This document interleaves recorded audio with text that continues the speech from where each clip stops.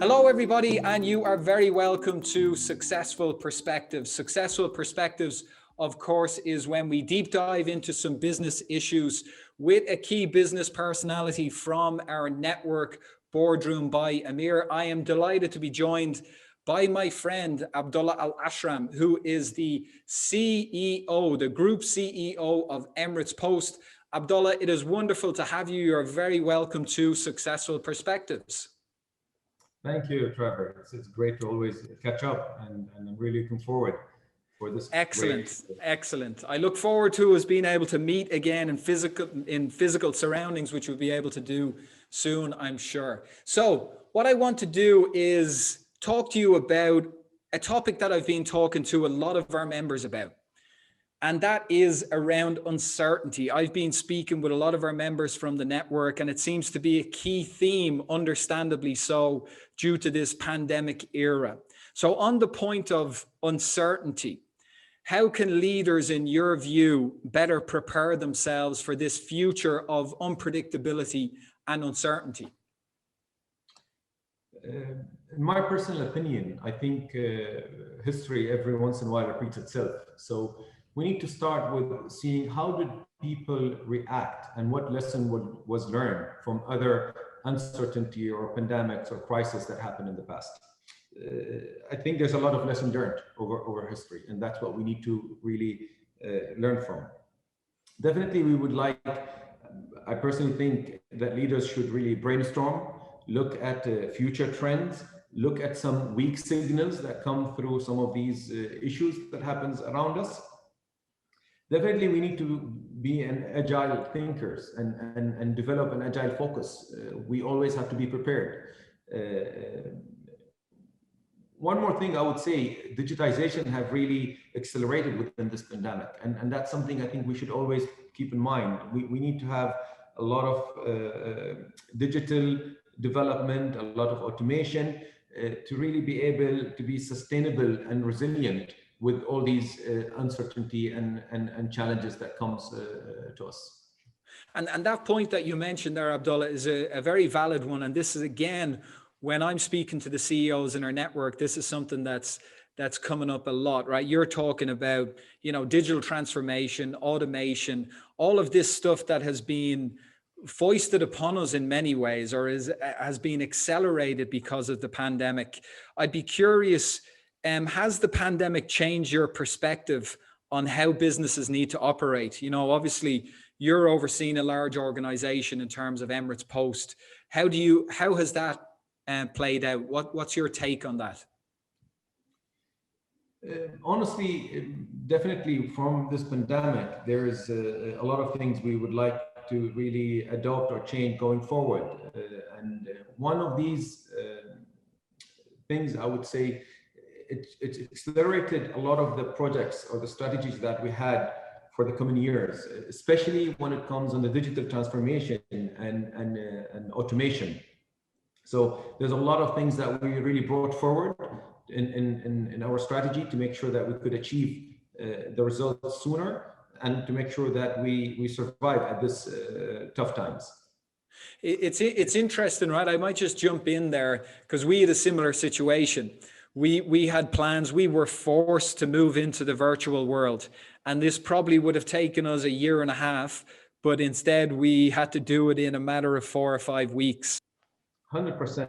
I mean, all of us at the lockdown time were working remotely, and if before the pandemic we discussed this, remote working, is it efficient? Probably 8 out of 10 would say no, because we are always been used to traditionally showing up at the office and really operating from offices.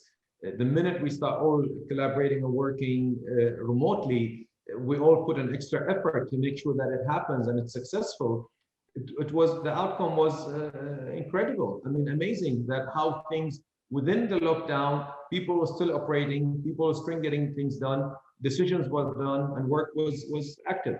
One thing that I've always honestly thought of, but definitely the pandemic have really highlighted it and put it under the spotlight, is the power of our frontliners. Our frontliners are the people who really make sure the success of our business. taking care of them and making sure that their health and safety and is being looked at the top priorities, gave them the comfort for them to give more to the organization. So honestly, paying attention to frontliners was one of the key success, and that's something we're going to continue to be looking at, developing them, making sure that they're ahead of the game and delivering great value to our customers. That was something that we were really felt and looked at while we're going through this pandemic. Definitely another thing we would look at is basically to have a proper business continuity, risk mitigation plans in place that are more thorough and more thought of. So once we are faced with these kind of challenges, we at least have a proper plan. And to make sure that we have more partnership and collaboration with different stakeholders, with different entities to benefit from the knowledge or from the experience that we went together. These are some of the perspectives that I'm really looking at to really use within this pandemic. And I'm sure the pandemic, like for everybody really, has tested you, all of us as leaders. It's tested our leadership skills. It's tested, I guess, resilience and how we need to respond.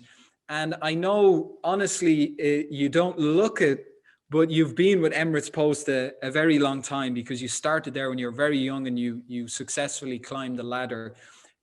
So on that point, a lot of younger individuals watch the insights from successful perspectives.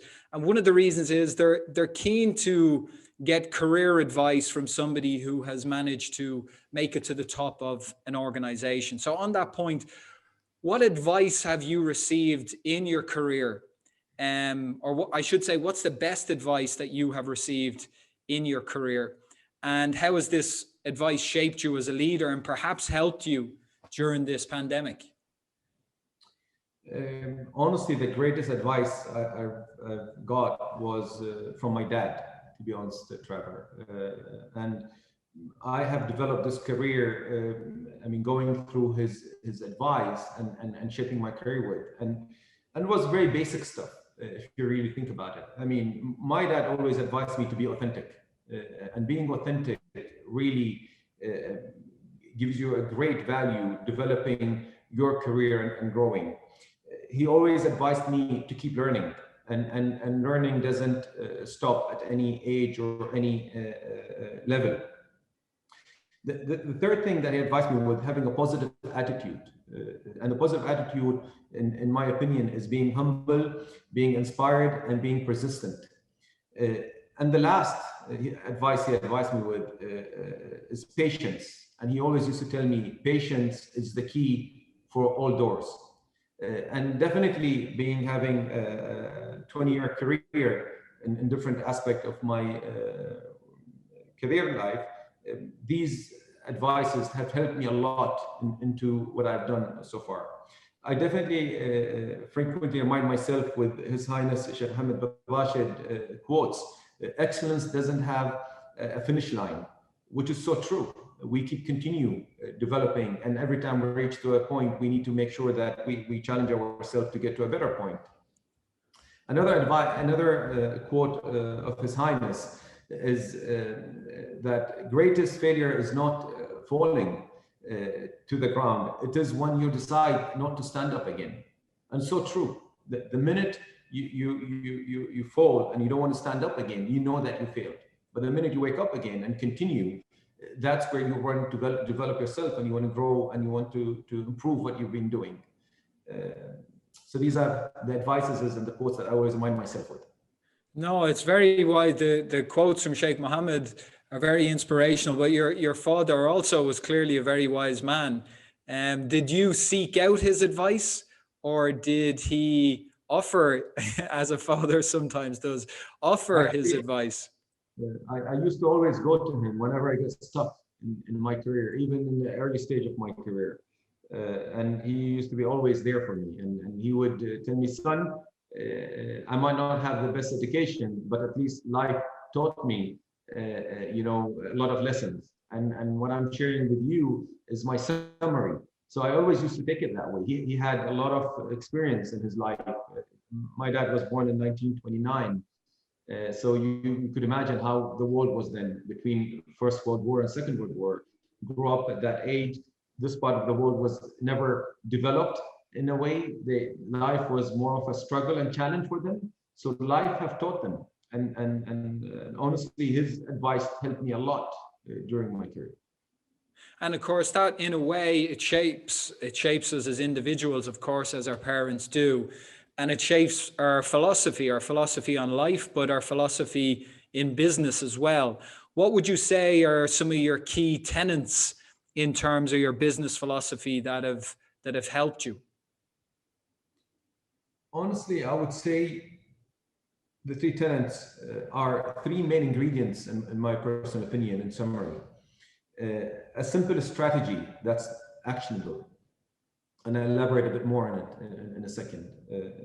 And having the right culture in an organization, and integrity are the three main ingredients in my career that I learned within my organization and at work. A simple strategy, in my opinion, that it can be communicated. Everyone in the organization could understand it. It's measurable. It really helps the organization to achieve its goals. The right culture, in my opinion, is, as the term probably widely used, is culture can eat strategy for breakfast. So if you don't have the right culture that would support your simple strategy, you could really not achieve your objective. And to me, the right culture is basically having an autonomy, passion, empathy, and team spirit that makes everyone work toward one goal and one objective. Integrity is definitely a main ingredient. Integrity is what makes teams work with trust, what teams could do when no one is around and no one is watching. To your customer, to your shareholders, to your stakeholders, it's definitely doing the right thing at any given moment, at good time or bad time. And that, I think, what makes someone succeed within his career. Just one last question, and it ties into some of those great points you made there, particularly, around culture and some of the characteristics that are necessary. I'm sure some of those tenets served you well during this pandemic era. What do you think are some of the lessons you're going to take from a leadership, from a business perspective? What are some of the lessons you're going to take from this pandemic era? And how do you feel that they'll influence your business philosophy moving forward? Because it's been a time that, unprecedented is said too much, but it's certainly a time that none of us will ever forget in our lives. Definitely, the pandemic have definitely given us all kinds of challenges, but a lot of lessons learned too, to prepare ourselves. In my opinion, there's a couple of lessons that I picked up. The first lesson is accepting and acknowledging what's going on. As you're aware, the first couple of weeks, the whole world was just all over the place. No one could really know how long would this take, how bad it is, how deep it is, how harmful it is. So definitely acknowledging is a very strong one, that we need to accept what's going on. The second lesson, I would say, in my opinion, is making sure the health and safety of your employees, of your customers, of your families. It really helps to give everybody comfort that we can always keep continuing what we're doing as long as everybody's safe and everybody's healthy. As we're speaking right now, you see the cases are a bit increasing, but everybody back to work, everything's opened up again. We're not in lockdown because we have proof to people the health and safety is being measured and monitored and controlled. At that moment, when the pandemic first happened, nobody could realize. People were even worried coming back to work. Everybody wanted to work remotely. Nobody wants to leave home. So definitely making sure that giving them that comfort, that's a very important lesson that we learned. And I'm glad that we achieved that good result. 100%, Abdullah. And the third lesson I'd be honest with you is always, I mean, I learned to hope for the best and prepare for the worst. Even at the pandemic, we were not really certain on how things would come out in the next 3 months. But nevertheless, we were really prepared for the worst, but we were still continuing to do our job and work hard and make sure as a team we come with the great outcomes. I mean, within the pandemic, we didn't even close our retail stores, not even for a day, or even stopped our delivery for a day. We were working around the clock, making sure that serving our communities, our customers, at a very high and great operation.